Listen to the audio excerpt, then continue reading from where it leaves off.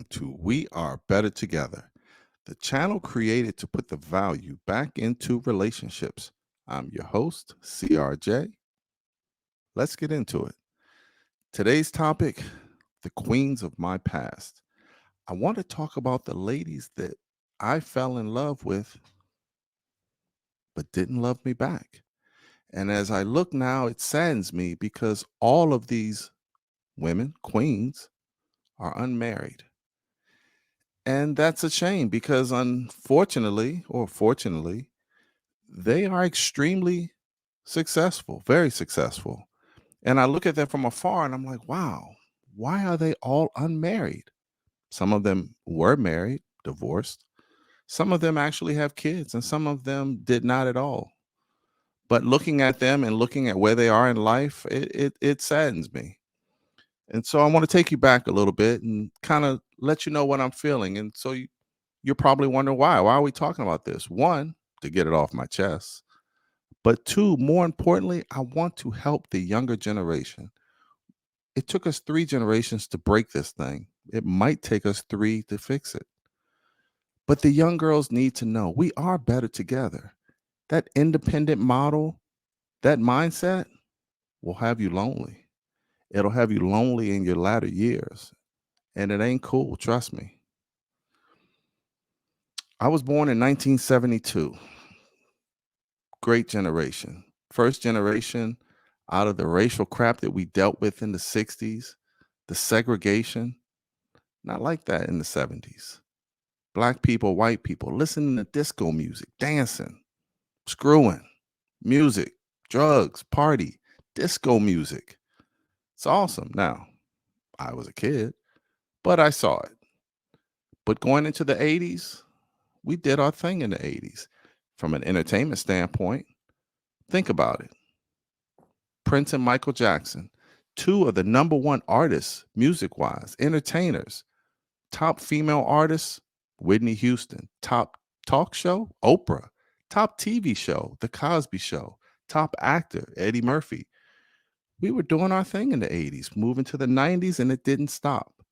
I actually graduated high school in 1990, graduated college in 94, moved to Atlanta, Hotlanta, So Def, LaFace Records, the Olympics coming. It was awesome. And these women, I saw them. I fell in love with them. I fell in love with them all, but they didn't love me back. I kept pursuing and it didn't phase them. They continued with their careers. They continued moving up. They they didn't look at me. They didn't care. And so after a while I decided that it was time for me to move on. I met my soon to be wife in 2003, got married in 2004, and I still watch them from afar slightly. And it saddens me to this day knowing that 20 years later, I'm married. I have a beautiful wife. I have a lovely home. I'm not by myself. But these queens are, and they are queens. They are black queens. They are beautiful. Beautiful. You might actually know some of them. Let me see. Possibly. Tracy. Beautiful. Regina. I don't know if you guys know her. Vivica. Feisty but sexy. Sanaa Lathan. The name says it all. Tyra Banks. Met you in DC. Remember that? Gave you the flowers. Didn't say thank you. It's okay. Taraji. PG in the house. We all remember Diamond, don't we? Holly Berry. Bought you that drink at Houston's. Buckhead. You never said thank you. Paula Patton. Paula. You couldn't get away from Robin. It's okay. And Nia. Fell in love with her in many movies. I don't know. I don't know. When we think about these queens and we think about their success, we think about why. Why are they all very successful, very beautiful, but also very unmarried? And I know what you're thinking. Well, why can't they get married now? It's not too late. They're just in their 50s.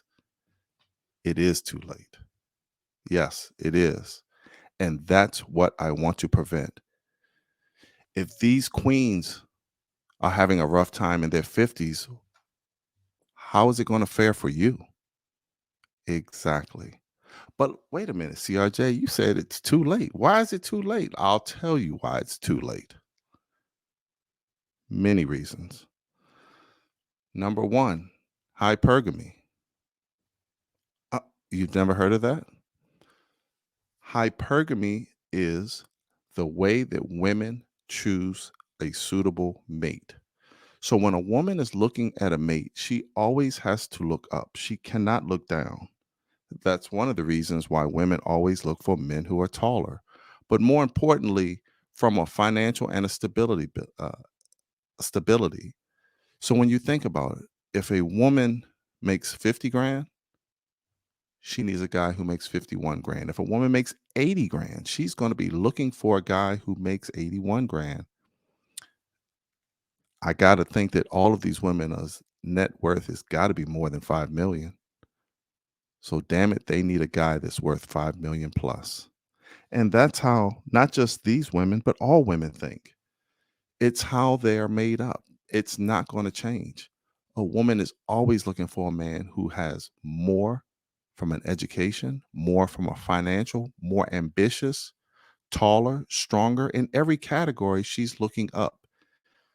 A female CEO is not going to date a guy in the mailroom. A male CEO will absolutely date a secretary, marry a secretary. Not a problem. We are made differently. You can't do what we do.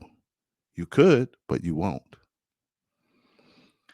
More importantly, these women are extremely successful, which means they have created a frame. And being that they are not going to date below them, they're expecting that guy to go into their frame. They are not falling in his frame. If I'm a guy and I'm worth $5 million and I'm in my 50s, why would I date someone who's not going to fall into my frame? I'm a busy man too. I'm not playing second fiddle. I can get the Nia Long who's 30 to fall into my frame. It's not my fault. Talk to the man upstairs if you have a problem with it. This is how life is. More importantly, let's think about the companionship. Typically, in a relationship, men are looking for children. And even if I'm 50 and I haven't had kids, I still might want kids. Shamar Moore just had a kid a couple months ago. He's 52. Diddy just had a kid earlier last year, late last year. I know Diddy's older than me, but they found women who were much younger than them. The biology is in man's favor. So if you gamble away, like I said in one of my other videos, if you gamble away your 20s and 30s, you might end up single and alone. And though they are beautiful still, and though they are successful, they are alone. Being alone at Christmas time is not cool. Being alone on New Year's Eve is even worse. These women cannot offer children at this time. So that's going to eliminate a lot of men. And more importantly, I know what a lot of you are saying. Well, what about the companionship, CRJ? What companionship? You have your busy life in your frame, and I have mine. When are we going to see each other?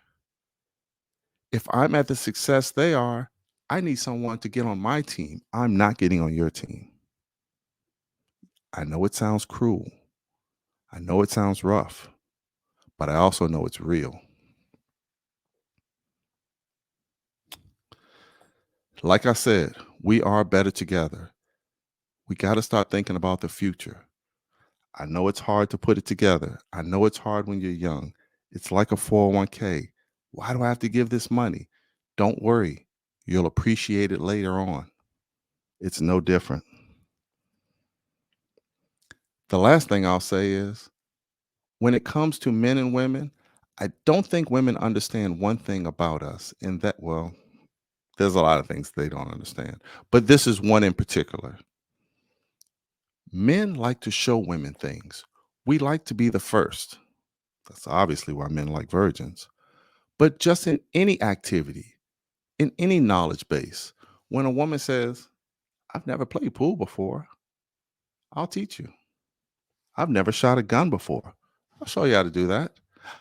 I've never been to Vegas before. We'll go this summer. These women have traveled the world. What could a man show them? You want to go to Vegas? I've been there all the time and I normally stay at the Wynn. Great. Okay. Tell me if I'm wrong. I would love to be wrong. I would love these queens to have what I have and not just the success. And you all remember what Billy D said about success. Let me tell you something, and don't you ever forget it. Success is nothing without someone you love to share it with.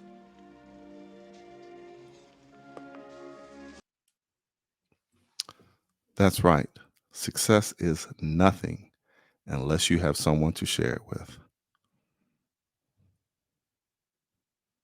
I'm CRJ. And don't forget, if you change your mind, you can change your life.